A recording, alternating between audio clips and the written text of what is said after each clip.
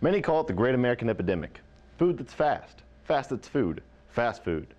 Debated amongst the genuine and the silly, fast food and its place in obesity have been discussed for over half a century. However, for 20-year-old Herb Butterknuckles, the old controversy takes a unique turn. Herb was a really sad kid. I mean, he never gave you a smile, and when he did, you were always like, oh God, and his one cheesy fake smile. The town is Larimore, North Dakota, birthplace of John and Becky Butterknuckles, parents of 23-year-old David Butterknuckles, 19-year-old Maurice Butterknuckles, and middle child Herb Butterknuckles, a child born with multiple diseases including Addison disease, Epstein anomaly, dislike of grape soda syndrome, and even cancer, in which as of 2 years ago was given 2 years to live. This led to a deep discontent for life and a slippery slope of self-deprecation, on top of the fact that his favorite Lego type was the three-piece shape, a piece that is hated by the usual recreational Lego user. I originally became friends with her because he had a full set of the Power Rangers toys. And from there, it was just an obligation. I mean, I cared about his health, I did. It's just, he pushed away from the norm as he grew. The only thing that didn't grow was his capability to inhabit self-respect. You know, what a beautiful concept. You know, the last statement I just said, capability to inhabit self-respect. I just saw that on the spot. I remember people asking me if I was going through the same thing Herb was going through, and I was just thinking to myself,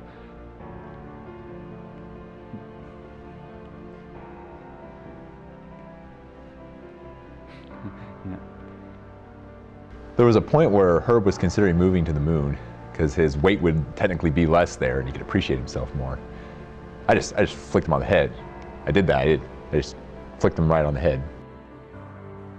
I said, you can't do that. I mean, for one, no one else lives there. I mean, you can't actually live there. I mean, and the travel expenses. Oh, geez, travel expenses.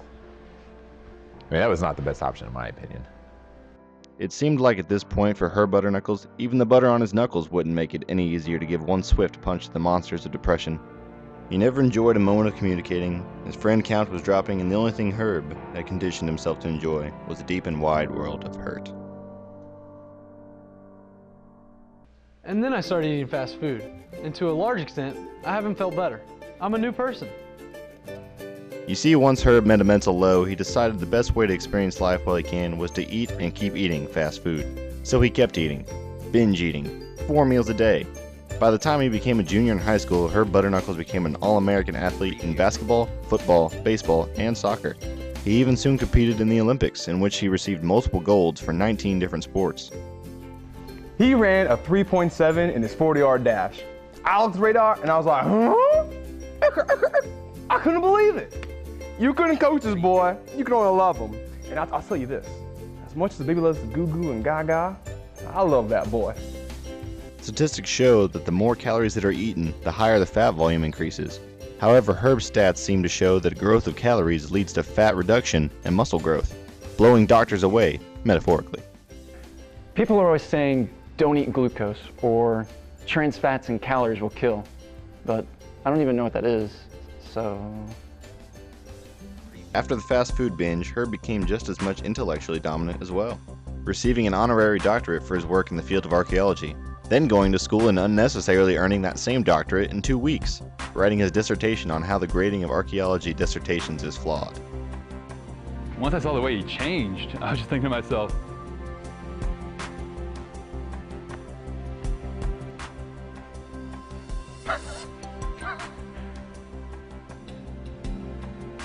Ironically, I only started dating Herb for his girth and apathy. You know. But I try to fatten him up now, and he accidentally ends up learning a foreign language, you know? But what can you do? He's a star now, and I guess I can bask in that glory. There comes a point where you can't be afraid of the world anymore. They don't call me Swamp Donkey for nothing. Actually, when we were in middle school, we just threw a bunch of Scrabble tiles on a table and to see what would come up, and that's how we picked our nickname. So we literally call him that for nothing. The fact that it was a coherent statement is beyond me. But at this point, it's easy to ignore, because ever since he started binge eating, he's been a really great ally. He's a good friend. He's a great son. He's a great coworker. Life comes to me in direct waves now. If you can imagine all the heat waves in the world hitting one doorknob, and when you touch that doorknob, you go, ow.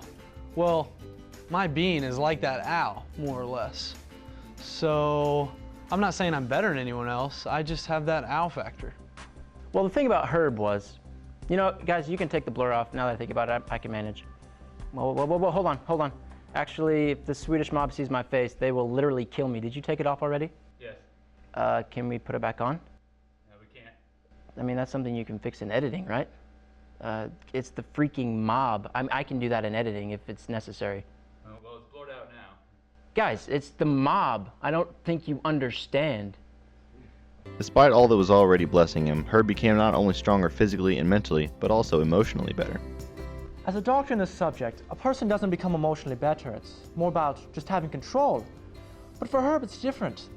He had so much trouble with the picture description test in his early years, but ever since he started eating fast food, he's changed.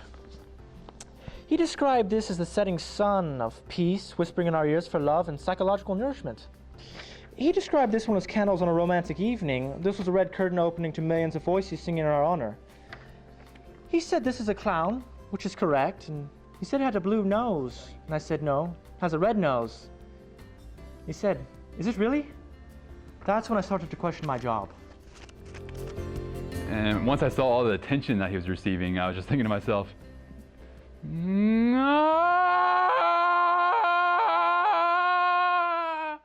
it wasn't because I didn't love the guy, it was just, you know, out of confusion and shock. It's hard to think of him as some supernatural. He was my little brother, you know. I'd change his diapers for God's sake. Well, my mommy changed his diapers. Actually, I barely remember that. I was only 2 years old. Well, the main thing is I don't even know where it came from or how it even started. I mean, growing up, Herb was always a big burger guy. You know, the actual costume at Joe's Burgers and Shakes. He did that job for 2 years, and he was never inclined to eat fast food then. Herb's life has put many on the fritz about where it stands in reality and how this affects medicine as we know it. I guess a question could be, at what rate does the glucose intake meet the diaphyles? 3-to-1 rate, perishing the waste from the umblecticide. Well, we could ask what the digestive system calculates to in terms of acid recyclation. 8.737-3547-65712 cycles a minute. He said that? Well, I'm sure there are plenty of questions that only experienced doctors could indulge.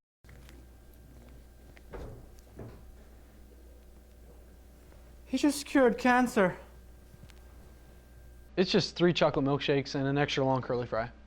In the town of Larimore, North Dakota, the citizens are desperate to showcase and analyze the life of Herb Butterknuckles, showing that maybe life isn't a large soda of delight, and they relish in the fact that they can learn from him, taking one step at a time to catch up to the fast food delight he has taken. Herb's story is not only one of disbelief, but also of hope, showing that one lunch at a time could be the goal of every human should start with to reach their dreams and endeavors. And if there's one thing Herb Butterknuckles shows, it's that becoming a better person truly is a piece of cake. Thanks for joining us.